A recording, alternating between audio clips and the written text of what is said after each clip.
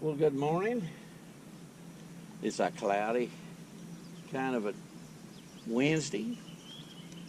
I'm at a spot that I don't know if I'll catch anything right here or not. I may catch one or two, but I thought I'd stop for a few minutes and just talk up with you a minute or two about fly fishing equipment. You notice this fly rod that I have in my hand. You probably can't see it really clearly. You don't need a real high dollar outfit to start fishing with flies. You can get something that'll get you started perhaps at Walmart. I think they have like a little combo kit that may cost like $40, something like that. It will be probably a 6-weight rod, which is sort of a compromise.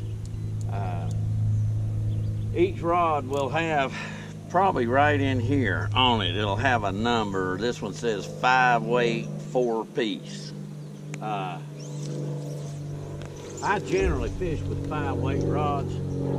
They make them from, I think, they may make them down to 0 weight, but the smallest that you usually see is like a 2-weight or a 3-weight, and those are good for fishing in trout streams, little mountain streams where you're not going to be casting real far. Also for casting very small flies. The number designation has to do with the weight of the line. A 5-weight line is heavier, weighs more, so you can cast a little bit bigger fly on it. If I was going to be bass fishing exclusively, I'd probably be using something like an 8-weight. In fact, I have an 8-weight here on the boat. It's in my rod bank, but I very seldom use it unless I get on some bass and start targeting them. But you can cast a much bigger fly because an 8-weight line weighs more. The other side of it is the rod also weighs more. And if you fish with it all day long, you're going to get a lot tireder. I can cast this 5-weight all day long, and I'll get a little tired by the time the day's over just from being tired. But also another thing is with this lighter line, lighter rod, you get a little more enjoyment out of playing a smaller fish. You know, I fish for bluegill mostly and shell crackers, which get pretty good size. They get on up in this lake. They get on up around 2 pounds sometimes. And I catch a pretty good catfish every once in a while. Biggest one last year, I think, was 28 inches. I don't know what he'd weighed, but he was all I wanted to handle for about 15 minutes before I could ever tire him out enough to get him in. Catch a pretty good bass every once in a while. Last year, I think the biggest one was about 6 pounds. I've caught 2 in the last couple of weeks that would have probably easily went 5 pounds. And you can handle a good fish on a 5-weight. Most of these others will handle a good fish all right. But again, if you're going to try to horse him, you want something a little stiffer, which would be a heavier weight outfit. This what I've got in my hand, and again, just from, you may have seen from some of my other conversations with you, I'm kind of rough on stuff, and I'm not used to I don't drive a Cadillac, and I don't fish with a Cadillac rod. I can tell you right now, I occasionally break a fly rod. I've never broken one on a fish. I've broken them on tree limbs. I've broken them getting them tangled up in the trolling motor propeller. Again, if it could be done wrong or something some way messed up, I probably would have good experience with that. I will say that it will break your heart if you have a $700-800 fly rod and you break that thing. So I use fairly cheap stuff. This rod, and it's kind of hard to describe because actually this rod is made up from broken pieces of 3 different rods that I've broken in the past, and I save all the pieces when I break one. And in the corner of my garage, I've got a whole collection of parts. Most of them are broken parts. Most of them never be used again. But occasionally I can find some parts that'll fit together just about like they would have been if they, and with a little bit of work, I can rework a rod out of some broken pieces. And that's both the rods that I have fished with. If you see me fishing with a different one today, I have another one laying over there that's made out of 2 different rods that were broken. Hell, they'll fish while I'm talking. But if you're going to spend money to do what I'm doing, spend it on your line. A good line, you can have a great rod and a sorry line, and it won't cast worth a plug nickel. But you can have a cheap rod, and if you've got a good line, it'll cast like a dream. And I invest in good lines. Don't usually break those. I guess they can be broken because I have broken one. This line that I have right now, I wasn't paying attention to line twist here a couple months ago, and it got so twisted that it got a kink in it. Probably about 50 feet into the line, which is, I usually cast 50 to 75 feet in a pond or lake situation. And it was just a little short. I didn't want to just knot it together. I actually did that for the rest of the day to finish fishing. But when I got home, I melted a loop into the broken end of the piece that goes out of the rod that's got the head on it and everything that you cast with.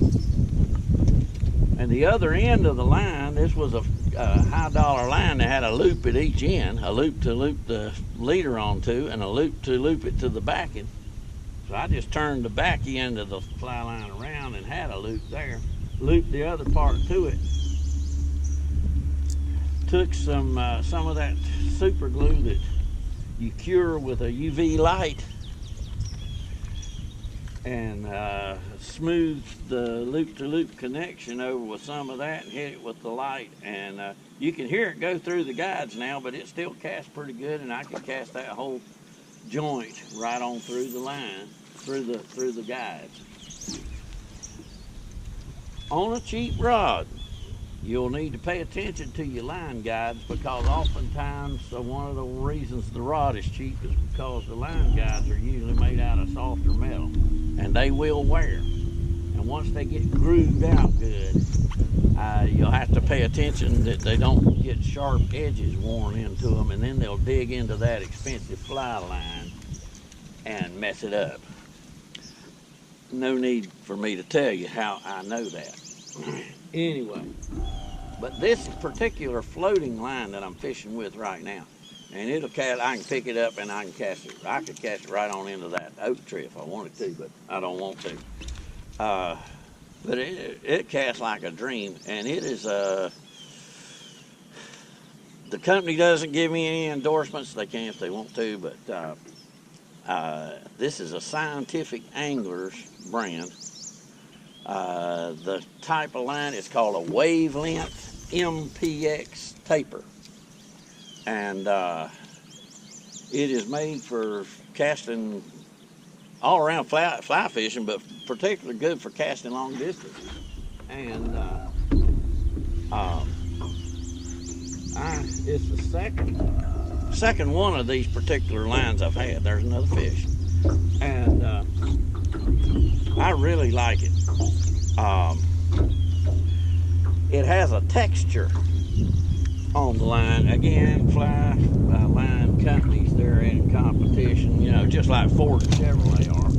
And they come out with their own, particular secret blends of materials to make the line out of.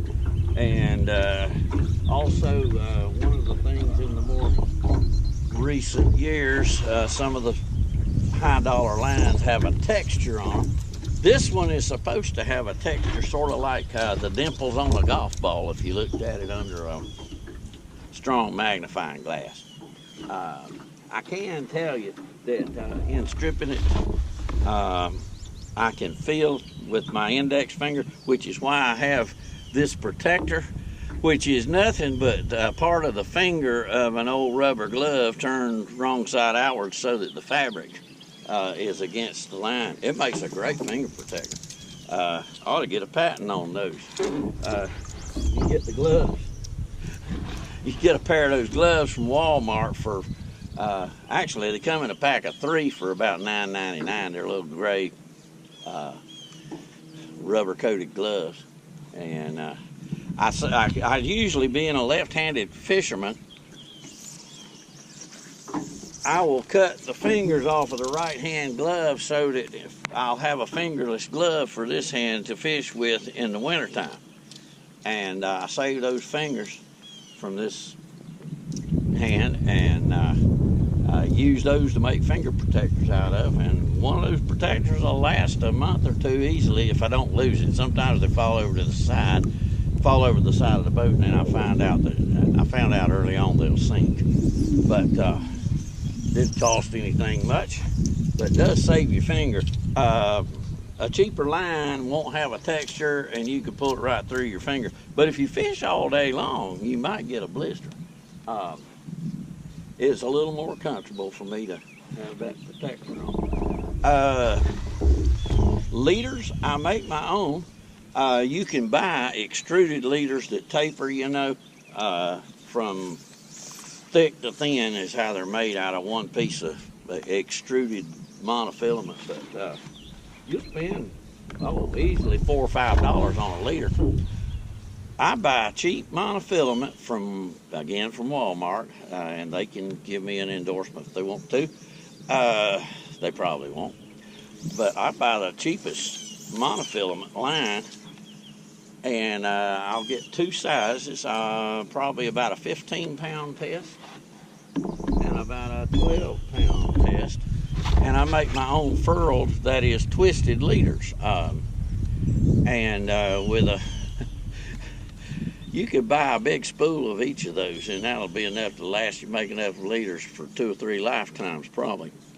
And once you've got a good leader, I put a loop connection on each end. Loop my tippet, which is the little small stuff that goes next between the leader and the fly. I'll put a loop connection to the leader with that, and that leader will last a long time. I've gotten where now I'm using fluorocarbon leaders and tippets because it sinks better, and I fish sinking flies most of the time. And if I was fishing top water, with dry flies, I'd be using nylon monofilament.